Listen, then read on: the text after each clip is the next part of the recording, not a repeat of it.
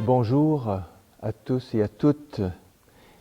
Bienvenue à cette célébration de la parole de Dieu, de cet évangile de ce dimanche, qui, je l'espère, va nous rejoindre.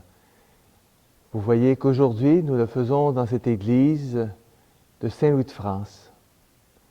Cette église qui a été parmi nous depuis 1960 et qui bientôt cédera la place à un grand projet de maison des aînés. Prions le Seigneur pour qu'il nous aide à traverser ce moment de passage dans notre paroisse de Notre-Dame de Foix. Et que le Seigneur soit avec vous. Proclamons cette parole de Dieu. Évangile de Jésus-Christ selon saint Matthieu. Gloire à toi, Seigneur. En ce temps-là, Jésus prit la parole et dit, « Père, Seigneur du ciel et de la terre, je proclame ta louange.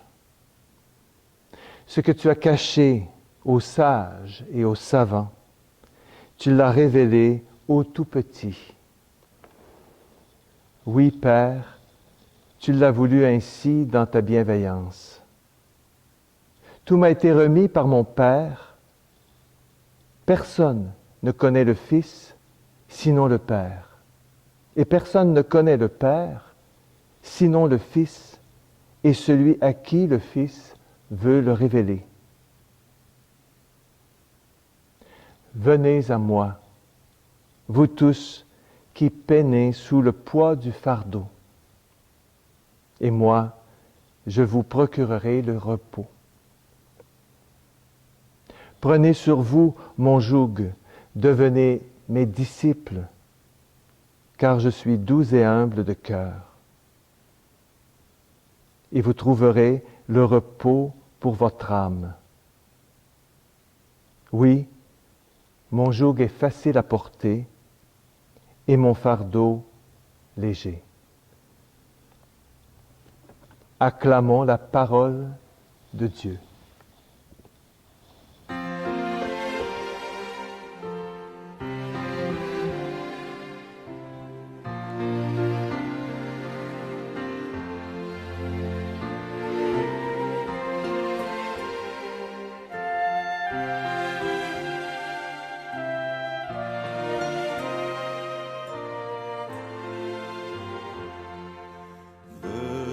À moi, vous qui peinez, vous qui ployez sous le fardeau. Et moi... Ces quelques mots, ces quelques versets de l'évangile de Matthieu, de cet évangile d'aujourd'hui, sont proclamés par saint Matthieu après un épisode assez difficile. Au début de ce chapitre 11, c'est Jean-Baptiste qui envoie des disciples depuis sa prison pour demander à Jésus, « Es-tu celui qui vient ou devons-nous en attendre un autre? » Même Jean-Baptiste n'était pas trop sûr que c'était Jésus qui était celui qui devait venir. Et Jésus lui répond d'une façon assez énigmatique, mais que Jean-Baptiste comprend très bien. Allez dire à Jean ce que vous avez vu et entendu.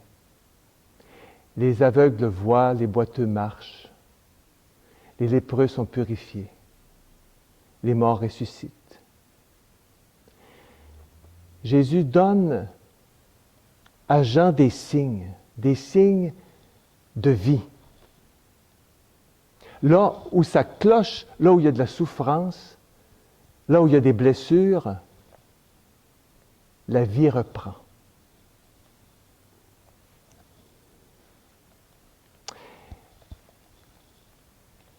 Et aujourd'hui, ces très belles paroles. Si on avait lu la première lecture d'aujourd'hui, que peut-être vous irez consulter, qui est du prophète Zacharie, le prophète Zacharie commence sa lecture en disant « Exulte de joie, fille de Sion ». Crie, pousse des cris de joie. On pourrait se demander, mais est-ce qu'ils sont en fête? Vous savez, ce n'était pas un temps de grande fête, parce que tout était vraiment pas facile en Israël. C'était plutôt un temps de guerre, un temps de restructuration, parce que tout avait été tombé, tout avait été détruit. Mais c'est dans le temps, justement, où il y a des difficultés que les prophètes, à travers toute l'histoire d'Israël, ont surgi pour donner espérance au peuple. Et ça continue jusqu'à nos jours.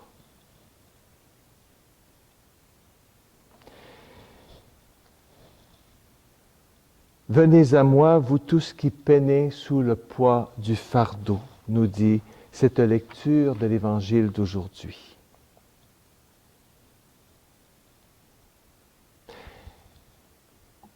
Qu'est-ce que ça veut dire, peiner sous le poids du fardeau? Qu'est-ce que ça veut dire, prenez sur vous mon joug? Pour ceux qui n'ont pas de culture rurale, un joug, c'est une pièce de bois que l'on met sur des bœufs qui avaient une charge très lourde à tirer. Ce sont des pièces de bois massif, très lourdes. Mais c'est grâce à ce joug que le bœuf est capable de tirer la charge aussi lourde. Quand Jésus dit « Prenez sur vous mon joug », ce joug, c'est pour nous aider à tirer ce qui est derrière nous, ce qui est notre vie. En d'autres mots, il dira, celui qui veut me suivre, qu'il me suive, qu'il prenne sa croix et me suive. La croix, c'est notre joug.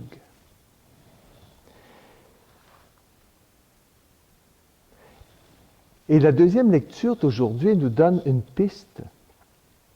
Quand Saint Paul nous dit, compare dans cette première lecture quelque chose, vous n'êtes pas sous l'emprise de la chair, c'est dans la lettre aux Romains au chapitre 8, ce très beau chapitre 8 de l'Épître aux Romains.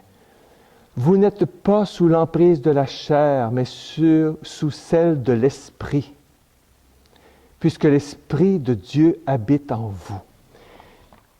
La chair et l'esprit, on l'a souvent mêlé avec le corps et l'âme. C'est pas ça du tout.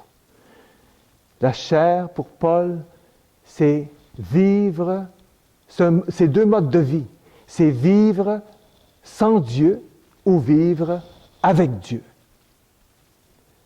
Si on vit sans Dieu, on compte sur nos propres forces, on compte sur nos propres choses, on compte sur nos empires qu'on élève, sur nos richesses, sur notre pouvoir. Ça, c'est vivre sous l'emprise de la chair. Vivre sous l'emprise de l'Esprit, c'est se laisser conduire par l'Esprit de Dieu. Et quand on se laisse conduire par l'Esprit de Dieu, à l'exemple de Jésus, tous les jougs deviennent légers à porter. Peu importe ce qui arrive. La semaine dernière, j'ai été visiter une grande amie qui vit dans une institution, une résidence privée depuis plus de 10 ans. Elle est paralysée complètement dans son corps.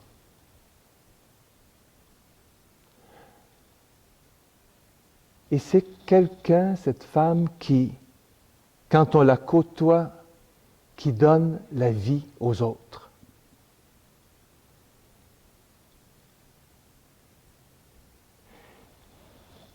on pourrait se demander, chacun, chacune de nous, quels sont nos fardeaux que l'on porte seuls. Vivre sous l'emprise de la chair, c'est porter seuls nos fardeaux. On n'a pas besoin de Dieu.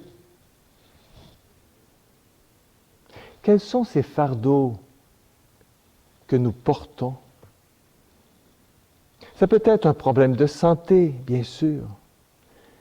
Ça peut être un problème plus profond. Ça peut être un deuil. Qu'est-ce que nous portons qui est lourd à porter? Qu'est-ce qu'on pourrait donner au Seigneur qui est avec nous? Venez à moi, vous tous qui peinez sous le poids du fardeau, et moi je vous apporterai le repos. Dans ces temps que nous allons vivre, frères et sœurs, dans cette remise au Seigneur de cette Église qui a vécu tellement de beaux événements dans la vie de beaucoup de concitoyens, de paroissiens, de paroissiennes, on peut faire ce qu'on fait avec nos êtres chers. On peut les remettre à Dieu et rendre grâce à Dieu pour les belles choses que nous y avons vécues. Comme une fois, on avait eu une rencontre avec les communautés de Saint-Yves et Saint-Louis de France, et j'avais comparé le détachement de nos églises à nos bonnes vieilles maisons. Qui de nous n'a pas eu à se séparer un jour de la bonne vieille maison familiale? Et je voyais dans le groupe, dans les gens qui étaient là, des gens qui faisaient signe que oui. Et j'ai dit, vous avez vécu ça? Ils ont dit oui, on a dû se séparer de notre grande maison, qu'on gardait finalement juste pour recevoir toute la famille une fois par année à Noël, ce qui ressemble un petit peu à nos églises aujourd'hui. Ça se remplit, oui, une fois de temps en temps, à Noël surtout. Et je leur ai demandé, et qu'est-ce que ça a produit pour vous? Elles ont dit, de la liberté. On est moins lourd et on peut se déplacer. Ça nous a libérés d'un fardeau qu'on portait. C'est ce que je prie et c'est ma prière aujourd'hui. Que cette expérience que nous allons vivre, loin de nous rendre tristes, puisse être aussi une expérience de passage et de libération, qui en annonce de plus grand, et surtout le plus grand qui viendra à la fin de notre vie.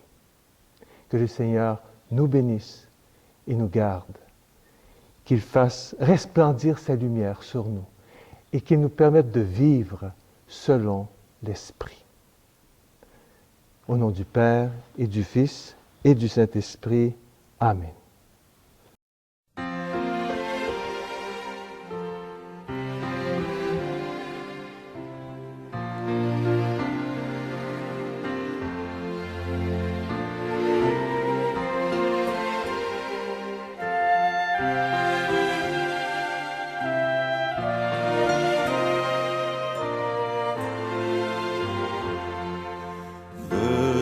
À moi, vous qui peinez, vous qui ployez sous le fardeau, et moi je vous soulagerai.